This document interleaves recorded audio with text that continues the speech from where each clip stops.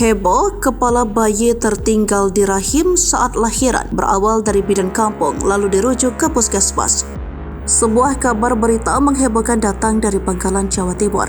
Bagaimana tidak, dalam sebuah video yang viral di medsos, ada seorang ibu mengaku bahwa dirinya adalah korban malpraktik. Dalam kabar yang viral itu, si ibu melahirkan di sebuah puskesmas yang ternyata kepala bayinya justru tertinggal di rahim, sementara badan sang bayi sudah keluar. Seorang pria yang suaranya terekam pada video itu pun tampak tidak terima dengan apa yang terjadi. Dilansir dari surya.co.id, Selasa 12 Maret 2024. Inilah fakta kabar berita kepala bayi di Bangkalan yang tertinggal di rahim ibunya saat prosesi melahirkan hingga viral di media sosial. Pertama bermula dari video viral berdurasi 6 menit itu, kemudian diunggah sebuah akun Instagram dengan judul eksklusif keterangan korban dugaan malpraktek di puskesmas Kedungdung, Bangkalan.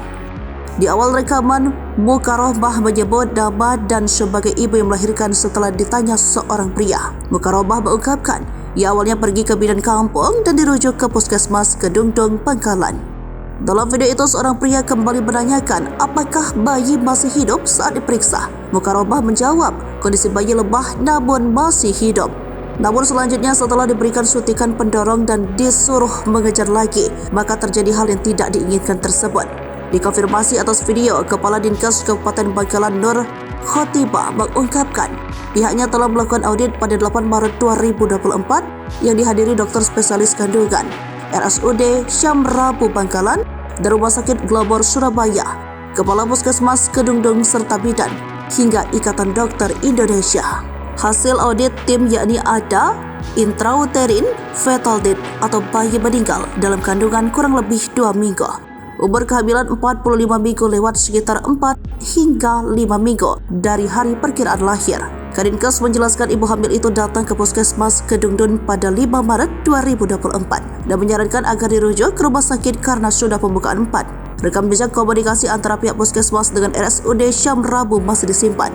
Seiring berjalannya waktu, lanjutnya dari pembukaan 4 langsung ke pembukaan 6 dan langsung pembukaan lengkap. Maka si ibu mendapat pertolongan karena bayi sudah di jalan lahir. Posisi pantat bayi duluan, di samping itu tensi ibunya 180/100, disebut dengan istilah medis PB atau keracunan kehamilan. Diketahui berat badan bayi saat itu 1 kg karena memang bayi tidak mengalami perkembangan secara normal akibat si ibu menderita PB dan pihak dokter sudah menyatakan bahwa bayi itu UFD selama 2 minggu dalam kandungan. Disinggung kronologis hingga kepala terpisah, tertinggal dalam rahim, dijelaskannya bahwa hal itu terjadi setelah proses pantat keluar dilanjutkan bahu keluar sesuai teknis SOP. Nah, disitulah lepas kepalanya karena maaf perkiraan kami sudah 2 minggu meninggal di dalam kandungan. Terjadi maserasi atau kulit-kulit sudah mengelupas dan tubuh rapuh, pungkasnya.